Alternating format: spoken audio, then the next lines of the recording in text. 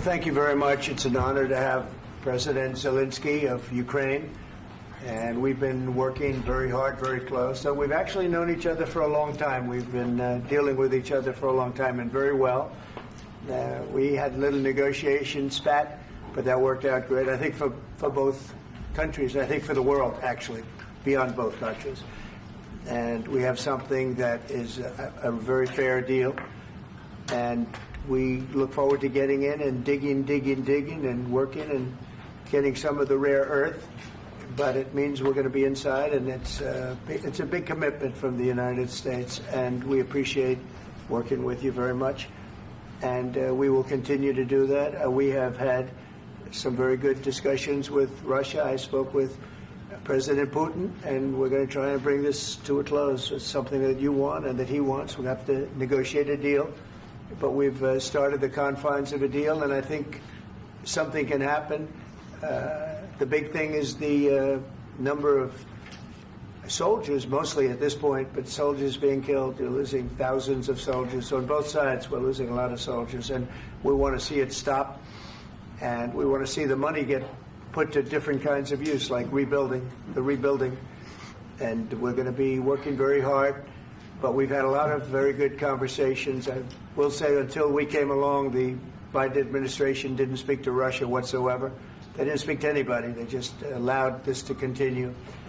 And I will say that, I'll say in front of you, you've heard me say it 1,000 times, if I were president, this war would have never happened. We would have had a deal negotiated for you without having to go through what you've gone through. But your soldiers have been unbelievably brave. We've given them great equipment, but somebody has to use the equipment. They've been unbelievably brave, and we give them great credit. This was supposed to be over very quickly, and here we are 3 years later. So I give tremendous credit to your generals and your soldiers and yourself in the sense that it's been very hard fighting, very tough fighting. They're great fighters. And you have to be very proud of them from that standpoint. But now we want to get it over with. It's enough, right? We want to get it over with. So it's an honor to have you here. Thank you very much for coming. We're going to sign the agreement at the conference in the East Room in a little while, right after lunch. And we'll be having lunch together. We're also discussing some other things. And we appreciate everybody being here. It's somewhat of an exciting moment, but the really exciting moment is when they stop the shooting and we end up with a deal. And I think we're fairly close to getting that, and an honor to have you. And please, I'd like to say something. No, thank you so much, Mr. President. Thank you for the invitation. And really, I hope that this first document, will be first step to real security guarantees for Ukraine, our people, our children. I really count on it. And of course, we count that America will not stop support. Really, for us, it's very important to support and to continue it. I want to discuss it with details further during our conversation, and of course, the infrastructure or security guarantees. Because for today, I understand what Europe is ready to do, and of course, I want to discuss with you what the United States will be ready to do. And I really count on your strong position to stop Putin. And you said that enough with the war. I think that is very important, Ben, to say these words to Putin at the very beginning of war, because he is a killer and terrorist. But I hope that together we can stop him. But for us, it's very important to, to save our country, our values, our freedom and democracy, and of course, no compromises with the killer about our territories, but it will be later. And of course, what I wanted, we spoke about it by phone with you, about the drones production. We have very good drones production. I think the best one in the world for today because of the war. Yes, and of course, we need very much the air defense. You have the best air defense in the world, and really you helped us under attacks of Russians. And I want to speak how we can exchange the licenses. We're open to share the licenses of all our drones with you, of course, with the United States. And we need licenses for quick production of air defense. Even after the war, we need our nation to be calm, that we are secure. So that's why we need this air shield. And of course, about this I want to speak about the contingents. I think that France and UK already spoke to you, and we know that Europe is ready, but without the United States, they will not be ready to be as strong as we need. And the last point, last not least, about exchange, about our people and children. And you know that these crazy Russians, that they stolen 20,000 of children, Ukrainian children. They changed their names, they changed their families, relatives, and now they're in Russia. We want to bring them back, and really, it's a big dream, task, and goal for me, and our warriors. By the way, Mr. President, we released more than 4,000 warriors from Russian prison, but there are thousands more in the prison. I wanted to share with you some images. How it's just can I now? Yeah, please. Some minutes, 1 minute, 1 minute. Just you to understand in what circumstances, in what situation they are, and what the attitude of Russia to our prisoners. That guys, just you before and after. And you see before and after, just you to understand. Now thousands of such guys, ladies and men, there, and that, so they don't eat, they beat them, and they, do a lot of bad things. So out of, even during the war, there are rules. Everybody knows there are rules during the war. So these guys, they don't have any rules. You see that 50, 60 kilograms left, and a lot of such things. And I didn't want to show you what the changes with images of children, because I will just share with you. And I mean, it's looking tragic.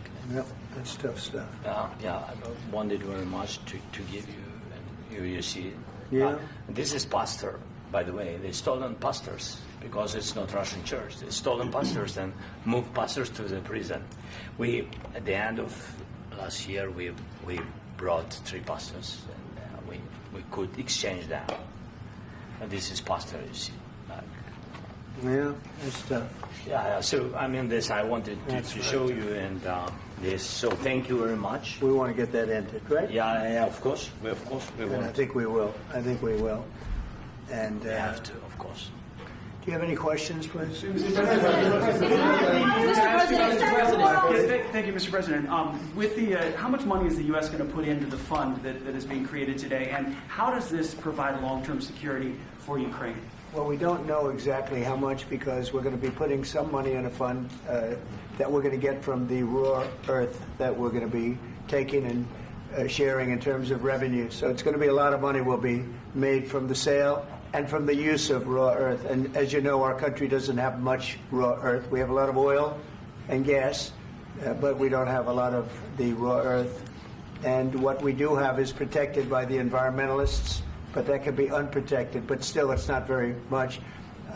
They have among the best in the world in terms of raw earth. So we're going to be using that, using it for all of the things we do, including AI and including weapons and the military, and it's really going to very much satisfy our needs. So it's something that just worked out really well. We have a lot of oil, and we have a lot of gas, we have a lot, but we don't have raw earth.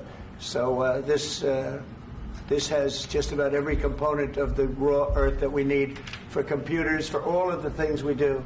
This puts us in great shape. And on long-term security for Ukraine, how does this provide it? I think they're going to have great luck. I think once we make the agreement, that's going to be 95% of it. They're not going to go back to fighting.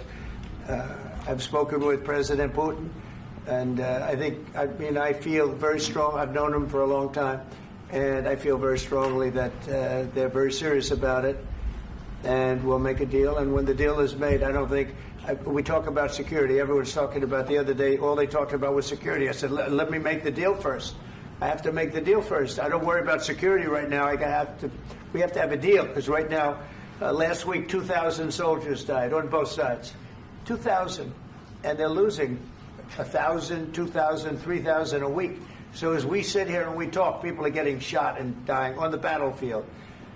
And, they're not American soldiers, but they're Russian soldiers and they're Ukrainian soldiers, and we want to be able to stop it. And we want to be able also to spend money on other things. We don't want to. This is a tremendous amount of money, and what the Biden administration did was terrible. They were giving money, but he had no security on the money. Europe, as you know, gave much less money, but they had security. It was in the form of a loan. They get their money back, and we didn't. And now, at least we're protected because the American taxpayer has to be protected too. But this is an incredible agreement for Ukraine because we have a big investment in their country now, and what they have, very few people have. And we're able to really go forward with very, very high-tech things and many other things, including weaponry that we're going to use in many locations, but that we need for our country. Mr. President, This allows us to do that. will you continue I'm sorry. sending military aid? Yes, go ahead, please. If I can just, yes. In the document, there is one of the very important points. If we speak about business and investment, we never had LNG terminals in Ukraine. This document will open. I mean, the next document, but anyway, here we see in the framework, we see a really goodwill for this. LNG terminals for us is very important, and I think for security of European continent. We have the biggest storage, gas storage. We have the biggest in Europe. Yes, and we can use it. Use it for LNG. Use it for LNG, and we will do it. And really, we can help Europe because Europe really helped. President Trump said that they made less support, but they are our friends and they are our very supportive partners. They really gave a lot, Mr. President. They did. They gave a lot, but they gave much less. No. Much less. No. No. Don't argue with me. No. Okay. Okay.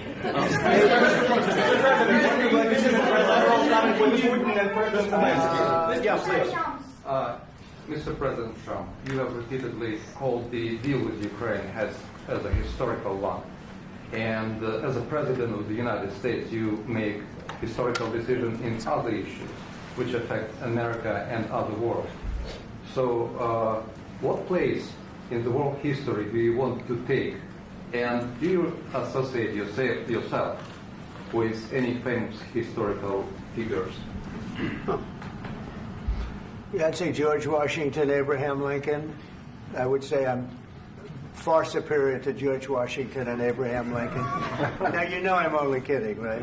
Because when I say that, the fake news is going to go wild. They're going to say he considers himself to be better than Washington. But you never know.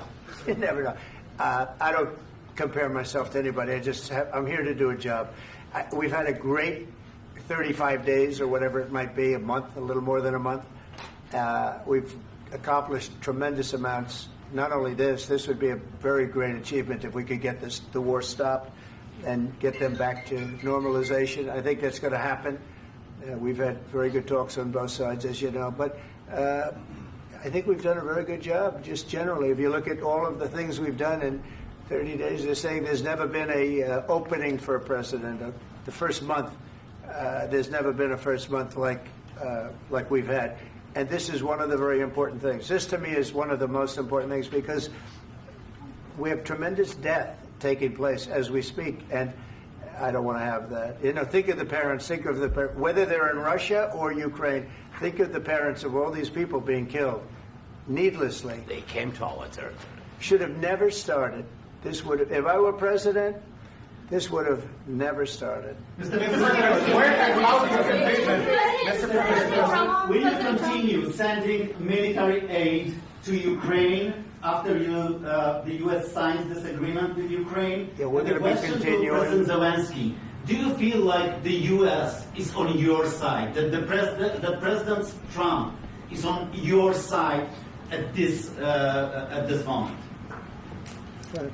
What do you think? He wants to know, do you think that, sort of a stupid question. I guess we wouldn't be here if I wasn't. I think that the United States on our side from the very beginning of occupation, and I think that President Trump on our side, and of course, I'm sure that the United States President will not stop support. This is crucial for us. It's important for us. Yes. And Putin, the president speaks about the people and the soldiers which are dying, but they came to our territory, they came to our land. They began this war, and they have to stop. And I think this is the question, with really the most important question. Can President Trump, I hope yes, with some other allies, to stop Putin, withdraw these enemies, our enemy, withdraw these troops from our land? And I think that you asked about the history. I think that if President, or when, he will stop Putin, if President Trump will bring peace to our country, I think he will be on this wall in time. We've had very, very good talks. What about military aid to Ukraine? President Zelensky just said that there will be no compromises with Vladimir Putin.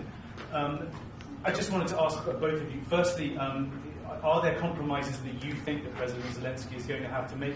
And President Zelensky, is there anything that you might be thinking that you may be able to offer or bring to the table, for example, elections? Thank you. I think you're going to have to always make compromises. You can't do any deals without compromises. So certainly he's going to have to make some compromises, but hopefully they won't be as big as some people think you're going to have to make. That's all. That's all we can do. I'm here as an arbitrator, as a mediator to a certain extent between two parties that have been very hostile. To put it mildly, they've been very hostile. There's been a vicious war. There's been a vicious war. You know, it's a very level battlefield, and those bullets go out, and as I've said many times, we were talking about it with Pete, many times the only thing stopping those bullets is a human body. And in the case we're talking about, generally young human bodies are stopping a lot of bullets. It's dead level. That's why it's great farmland. It's great land. It's great farmland, but there's very little protection against the bullets that are being, and other things that are being shot. So all I can do is see if I can get everybody at the table and get an agreement. And I think we're going to end up with an agreement. Otherwise, I wouldn't probably be even here today. Mr. President, I've got two questions for you. You think ultimately your legacy will be the peacemaker and not the president that led this country into another war and ended foreign wars? And I've got a question. I hope it will. I mean, I hope I'm going to be remembered as a peacemaker. This would be a great thing if we could do this. I'm doing this to save lives more than anything else. Second is to save a lot of money, but I consider that to be far less important. So I hope I'm going to, thank you, Brian, for that question. It was a nice question. I hope I'll be known and recognized as a peacemaker. This would be a great thing to solve. This is a very dangerous situation. You know, this could lead to a third world war. This was headed in the wrong direction. If this election were lost, if we didn't win this election, and we won it by a lot, that was a mandate. We won every swing state. We won the popular vote by millions and millions of votes. We won everything. The districts, you look at the areas of red, take a look at a map. This was a big mandate, and this was one of the things. I said, we're going to get this thing settled. If we didn't win, I think this could have very well ended up in a third world war, and that would not have been a good situation. What was your second question? And my second question for President Zelensky. Why don't you wear a suit? You're at the highest, why don't you wear a suit? You're at the highest level in this country's office, and you refuse to wear a suit. Just want to see if do you own a suit? Yeah, problems. A lot of Americans have problems with you not respecting the dignity of this office. I will wear a costume after this war will finish. Okay. Yes, maybe one. Maybe something like yours. sir. Yes. That'd be great. Maybe something better. I don't know. We will see. Maybe something cheaper than. Yeah. Thank you. Thank you. President Trump. Thank you, President Trump. You said yesterday that you have. Are you going to send more arms to Ukraine in case there's no peace? Yeah, we're going to have arms to Ukraine, yeah, sure. Hopefully I won't have to send very much, because hopefully we're going to have it finished. We're looking forward to finishing this quickly. We're not looking forward to sending a lot of arms. We're looking forward to getting the war finished so we can do other things. But we very much appreciate the agreement, because we needed what they had, and we're treating, our country is now treated fairly. Biden didn't do that. He didn't know what the hell he was doing. This should have never happened. This should have never started. But, Sure, the answer is yes, but hopefully we won't have to send much because I'm looking forward to getting it done quickly, very quickly. Does that mean you'll provide security guarantees, Mr. President? I don't want to talk about security yet because I want to get the deal done. You fall into the same trap like everybody else. 1,000,000 times you say it over and over. I want to get the deal done. Security is so easy. That's about 2% of the problem. I'm not worried about security. I'm worried about getting the deal done. The security is the easy part. Security is very nice. Everybody stops shooting. And now will Europe put people there? I know France is going to. I know the UK is going to. I know other countries are going to, and they happen to be right next door. We haven't committed, but we could conceivably. We have security in a different form. We'll have workers there digging, taking the raw earth so that we can create a lot of great product in this country. So in that sense, you have something. But we haven't determined that yet. I will say, in speaking to France and in speaking to, and they were here, as you know, last week and just the other day, they have committed to a lot of security. I don't think you're going to need much security. I think once this deal gets done, it's over. Russia's not going to want to go back, and nobody's going to want to go back. When this deal ends, I really believe this deal is going to be over. Question?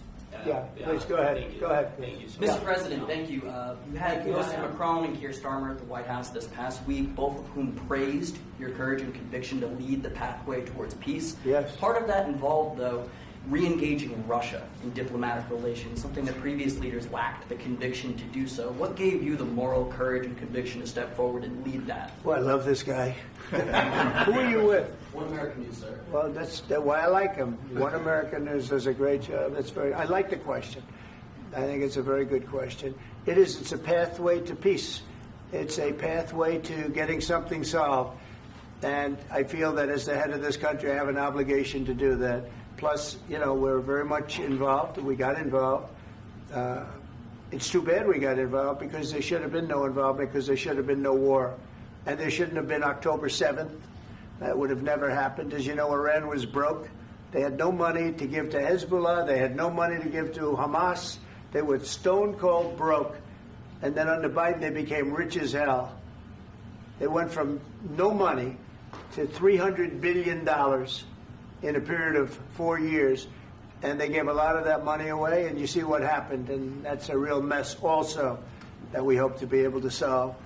But no, I appreciate your question very much. I feel I have an obligation to try and do something to stop the death.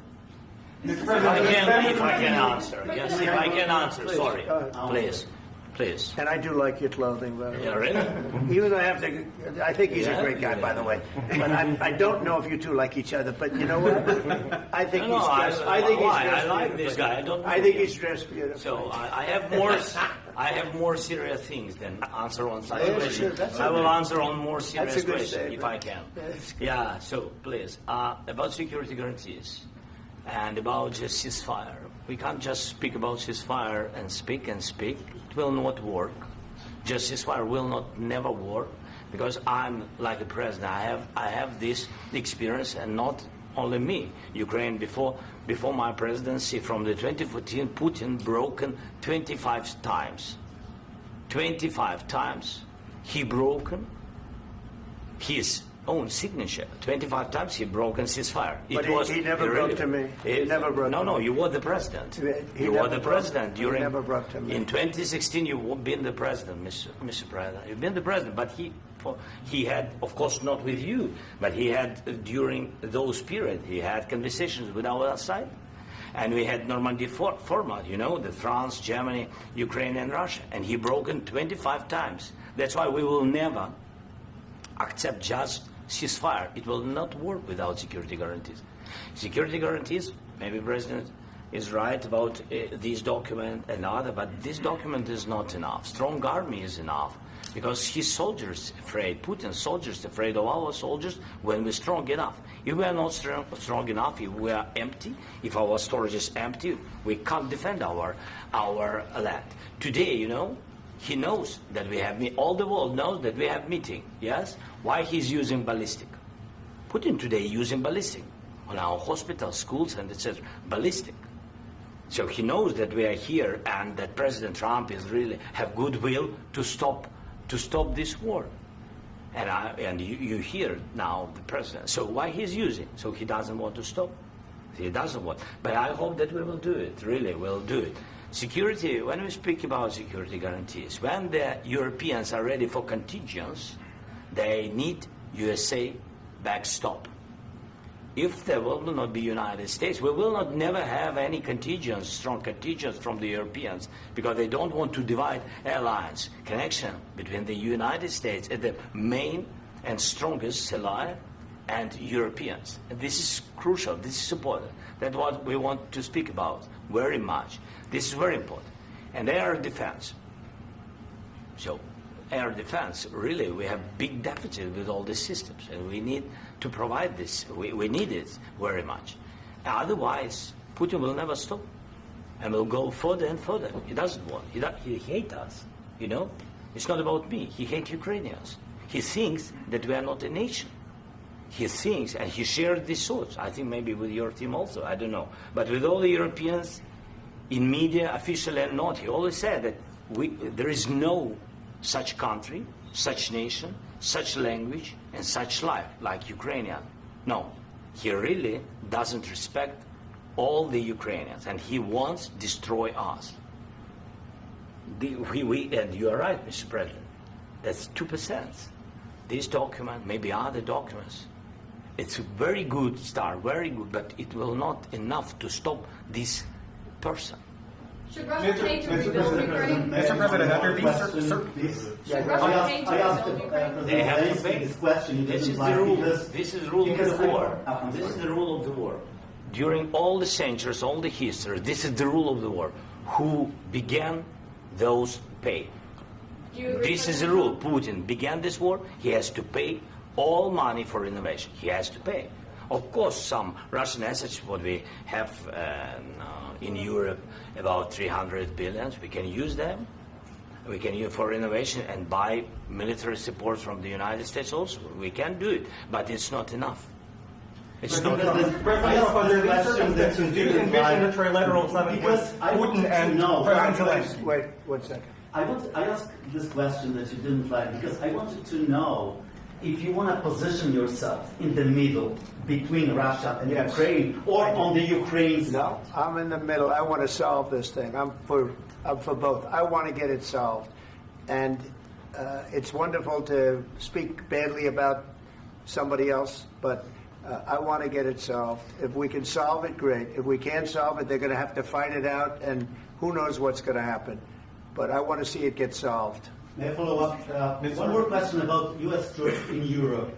After Russian invasion of Ukraine, your predecessor sent additional troops to Eastern Europe, including Poland, my country. Yeah. Are you committed to keeping these troops on the eastern flank of NATO in the future? I'm very committed to Poland. I think Poland has really stepped up and done a great job for NATO. They, as you know, they paid more than they had to. They are one of the finest groups of people I've ever known. I'm very committed to Poland. What about Baltics? Poland's in a tough neighborhood, you know. What about the Baltics? The Baltics, they got a lot of. It's a tough neighborhood too, but we're committed. We're going to be very committed, and we're committed to NATO. But NATO has to step up, and the Europeans have to step up more than they have. And I want to see them equalize because they are in for far less than we're in, and they should be at least equal. You understand that? Why is the United States? We have an ocean in between. Why is the United States in for so much more money and other things as Europe? With that being said, and as you said, they've also been obviously very helpful. But we have put in far more than they have. And I think they should equalize. Mr. President, Please, go ahead. Ask you about the agreement again today. What changed between the first time that Secretary Bessent gave President Zelensky the agreement and today for the signing? We made a deal. So What was the I'm just, deciding factor? I'm a business person. We made a deal. That's what changed. Along with minerals. I didn't think we were going to make a deal. And We ended up making the deal, so that changed. Mr. President, what and how do you envision a trilateral summit with President Zelensky and Putin? I don't know, but these well, they circumstances? don't like each other. I can tell you that. They do not like each other. This is not a love match, and it's unfortunate. That's why you're in this situation. The United States should not have allowed this to happen. Okay? The United States, run by a man that didn't know much. I'm going to be very nice. Run by an incompetent person, very incompetent person, should never have allowed this to happen. I've stopped wars. I've stopped many wars. My people will tell you, I stopped wars that nobody ever heard about. I stopped wars before they ever started. You can look at some of, I could give you a lot of nations that would tell you right now they were probably going to war. I could tell you right now there's a nation thinking about going to war on something that nobody in this room has ever even heard about. Two smaller nations, but big, still big. And I think I've stopped it. But this should have never happened. Mr. President, Sorry, just a second. About any negotiations. First of all, I want really to tell you, and I think that everybody understands that Ukraine, more than Ukrainians, nobody wants to stop this war. But at the future, any negotiations, it's understandable that two sides of the war, not Russia and the United States, because this is not the war between Russia and the United States. This is war of Russia against Ukraine and Ukrainian people. So these two sides will be at the will be at the negotiation table. Then, of course, United States, like the strongest partner of the Ukraine, and of course Europe. I think Europe is very important. I want to speak about it with the president. Yes, Europe is very important for us because we really defend Europe for today. All Europeans really recognize that we are defending line, and they have real life, and our people are dying. That's why they helped us. And also, it's about the NATO. Yes, between, like the president said, you have big, nice ocean. Yes, between us. But if we will not stay, Russia will go further to Baltics and to Poland, by the way. But first to the Baltics. It's understandable for them because they've been in the USSR. You know, they've been one of the republics of the USSR, and Putin wants to bring them back to his empire. It's a fact. And when he will go there, if we will not stay, you will fight. Your American soldiers, it doesn't matter, do you have ocean or not, your soldiers will fight. Mr. President, would you be willing to visit Ukraine, maybe Kyiv or Odessa, which is going to be at the riviera of the Black Sea? It was my question. I'm sorry. I don't want to talk about Odessa now. Let's not talk about Odessa. I want to talk about making a deal, getting peace. We don't have to talk about Odessa, but a lot of cities have been destroyed. A lot of cities that are not recognizable. There's not a building standing. No. And a lot of things. Mr. President, you have to come and to look. No. We have very good cities. Yes, a lot of things have been destroyed, but mostly cities alive, and people work, and children go to school. Sometimes it's very difficult. Sometimes closer to front line, children have to go to underground schools or online. But we live. Ukraine is fighting, and Ukraine lives. This is very important. And maybe it's Putin is sharing this information that he destroyed us. No, he lost 700,000 people, 700,000 soldiers. He lost everything. Yes. So. Mr. President, one more. I mentioned Poland. Please, go ahead. When did you last speak with President Putin, and what did he say? A couple of days ago. And what did he tell you that gave you the assurance that he wanted peace? Well, that's what I do. My whole life is deals. I know pretty good. And I've known him for a long time. I've dealt with him for a long time. He had to suffer through the Russia hoax. You know, Russia was a hoax. It was all Biden. It was nothing to do with him. So he had to suffer through that, and he was able to do that. I think that he wants to make a deal, and he'd like to see it end. That's all I do. That's what I do. My whole life, that's what I do is make deals. And I'm in the middle of a mess because this is a real mess. It's a very dangerous one. If this doesn't get solved now, it's not going to get solved for a long time. So I hope we're going to get it solved. In the back, please. Thank you, Mr. President. Prime Minister Starmer claims repeatedly that his government believes in free speech and was not engaged in censorship. But his country's government arrests people for memes and thought crimes, and even more worrisome is pressuring American companies to censor Americans on its behalf. How can he be a reliable, trustworthy partner when he says things that are demonstrably false on such an important topic? Well, we actually spoke to him about that yesterday, and we thought they took it very, very much too far. JD was very strong on it. So was I. So was Marco. And we've been speaking to him about it. Marco, would you like to say something about that? Yeah, we have concerns, obviously, with the conduct of those, particularly as it impacts Americans. And there's real concern that American speech, which is online, could fall into the hands of British or any country's jurisdiction. And so this is a point the Vice President made at Munich, and I think it's a very compelling one, that what unites us with Europe, as much as anything else, is these shared values, and one of them being free speech. And so if Americans are threatened by it, we're going to need to take action in that regard. Mr. President. It's actually a very important question. We spoke about this in detail with the Prime Minister, the Foreign Secretary, and others at lunch yesterday. And I know that Secretary of Commerce Lutnick followed up in private meetings last night. This is really important. We believe Americans have the right to speak their mind, even if we in this room disagree with them. They have the right to speak their mind in the public square, which is often online these days. And we're going to defend that right as it pertains to American companies and American citizens vigorously if we have to. I do think that under the President's leadership, we're going to find common ground with our friends in the UK on this question, but it remains to be seen. The principle that will guide us is we believe in free speech in this country, and we'll fight for it for American citizens. Mr. President, on the deal, is there any other oil and gas component to the deal? Is it all critical? A little bit. We'll see. On LNG? But we're not really looking for that so much. We got a lot. We have more than anybody in the world, by far. So, no, we're not talking about it too much, but a little bit. I think it affects also, but for the most part, no.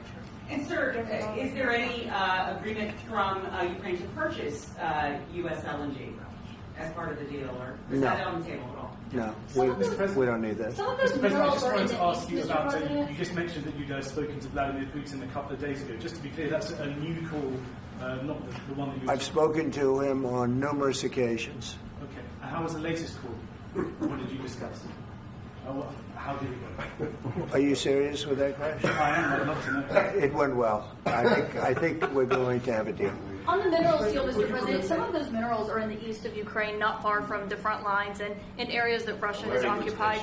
Will you direct President Putin to withdraw his forces from those areas if there's U.S. interest? Well, we'll take a look at the time. We have a lot of area. It's a very big area we're talking about, so we'll take a look. I'll study that and I'll see. And who would protect those minerals if they are U.S. interests? Would that be Ukrainian forces? They'll be protected. The agreement will protect them. U.S. The agreement, yeah, we're signing an agreement. Right, but what if Russia tries to invade or there's Russian aggression in response? I just told you I don't think that's going to happen. And if that were going to happen, I wouldn't make a deal. If I thought that was going to happen, I wouldn't make a deal. Some people may wonder why. They ought to focus on CNN on survival, not asking me these ridiculous questions. Focus on surviving, because CNN's got such low ratings. I don't think they're going to survive. Let's go. Please, go. I already mentioned Poland. Poland was under Russian control for decades after the Second World War. When I was a kid, I looked at the United States not only as a most powerful country, richest country in the world, the country that has great music, great movies, great muscle cars, but also as a force for good. And now I'm talking with my friends in Poland, and they are worried that you align yourself too much with Putin. What's your message for them? Well, if I didn't align myself with both of them, you'd never have a deal. You want me to say really terrible things about Putin and then say, "Hi, Vladimir, how are we doing on the deal?" That doesn't work that way. I'm not aligned with Putin. I'm not aligned with anybody. I'm aligned with the United States of America and for the good of the world. I'm aligned with the world.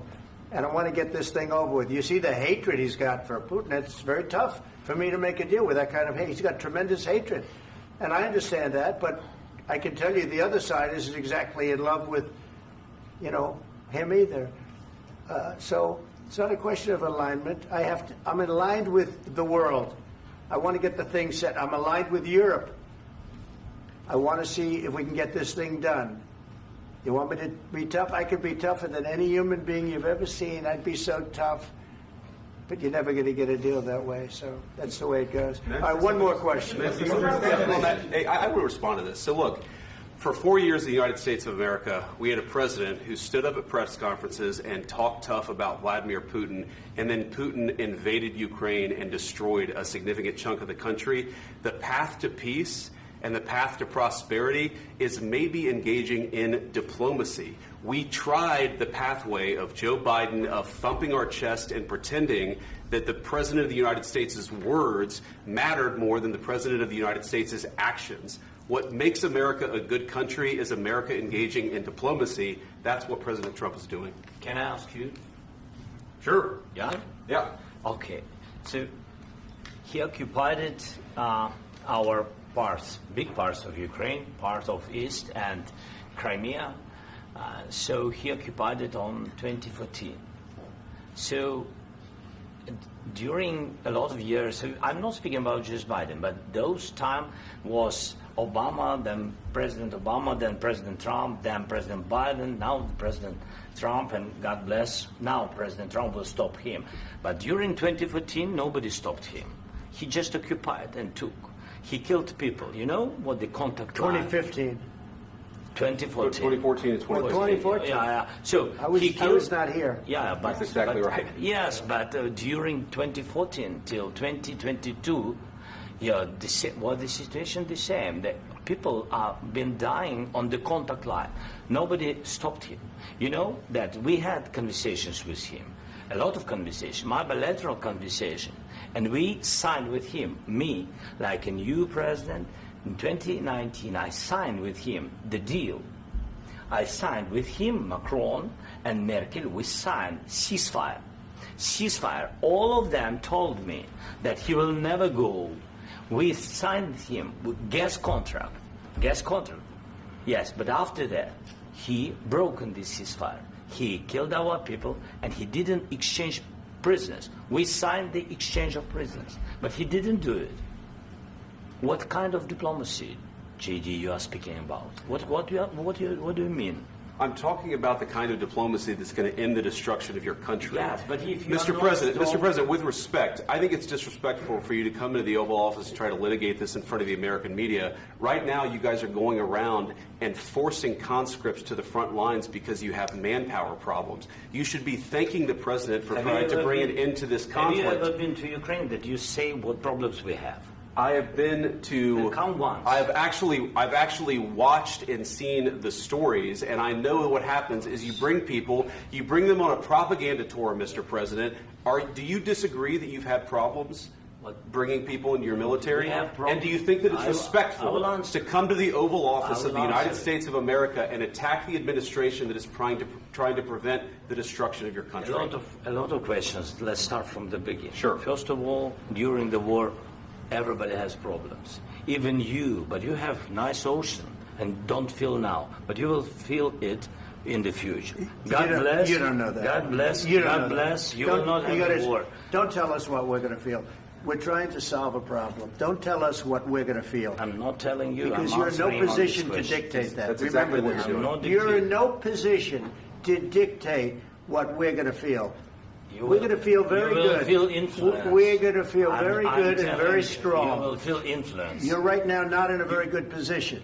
You've allowed yourself to be in a very bad position, and he happens to be right about it. From the very beginning of the war. You're not in a good position. You don't have the the cards right now. With us, you start having not playing cards. Right now, you don't. You're Playing cards. Mr. President. You're playing cards. Serious. You're gambling I'm with the president lives in of war. millions of people. You're gambling with World War III. You're gambling with World War III. And what you're doing is very disrespectful to the country, this country. That's backed you far more than a lot of people said they should have. Have you said thank you once? This A lot entire of meeting? times. No, in this Even entire meeting, today. have you said thank Even you? today. You went to Pennsylvania and campaigned for the opposition in October. Offer some words of appreciation for the United States of America and the president who's trying to save your country. Please, you think that if you will speak very loudly about the war, you He's can... not speaking loudly. He's not speaking loudly. Your country's in big trouble. Can I Wait a answer? minute. No. Can You've I done a lot answer? of talking. Your country is in big trouble. I know. You're not winning. I know. You're not winning this. You have a damn good chance of coming out okay because of us. Mr. President, we are staying in our country, staying strong from the very beginning of the war. We've been alone, and we are thankful. I said thanks You haven't in been this alone. cabinet. You and haven't not been only alone. in this We cabinet. gave you, through I this said stupid president, $350 billion. You voted we gave for you your military president. equipment, You and you voted men for are your brave, president. but they had to use our military. What about West? If you didn't have You our invited military me- equipment, You invited if me you to didn't speak. have our military equipment, this war would have been over in 2 weeks. In 3 days, I heard it from Putin. In 3 days, this is something Maybe new. less. In 2 weeks, of course, yes. It's going to be a very hard thing to do business like this. I Again, tell you. just say thank you. I said a lot of times that thank you to American people. Except that there are disagreements, and let's go litigate those disagreements rather than trying to fight it out in the American media when you're wrong. We know that you're wrong. But you see, I think it's good for the American people to see what's going on. I understand, sir. I think it's I very understand. important. That's why I kept this going so long. You have to be thankful. You don't have the I'm cards. thankful. You're buried there. Your people are dying. tell you You're again, running I low know. on soldiers. Don't- Listen, don't please, you're running Mr. low on President. soldiers. It would be a damn good thing. Mr. And then President. then you tell us, I don't want a ceasefire. I don't want a ceasefire. I want to go, and I want this. Look, if you could get a ceasefire right now, I tell you, you take it so the bullets stop flying and your men stop getting killed. Of course, we want to stop the war. But you're I saying said- you don't want a ceasefire. But I said to you, I want a with ceasefire. guarantees. Because you'll get a ceasefire faster than an agreement. Ask our people about ceasefire, what they think. That wasn't it doesn't with matter me. for you what that what wasn't is- with me. It That was wasn't with you. a guy named Biden, who was not a smart person. This That is was your- with, this that was is with your Obama. president. It was your president. Excuse me. That was with Obama, who gave you sheets, and I gave you javelins. Yes. I gave you the javelins to take out all those tanks. Obama gave you sheets. In fact, the statement is Obama gave sheets and Trump gave javelins. You got to be more thankful, because let me tell you, you don't have the cards. With us, you have the cards. But without us, you don't have any cards. One more question to Mr. Vice President. I'm sorry. It's going to be a tough deal to make, Um, because the attitudes have to change.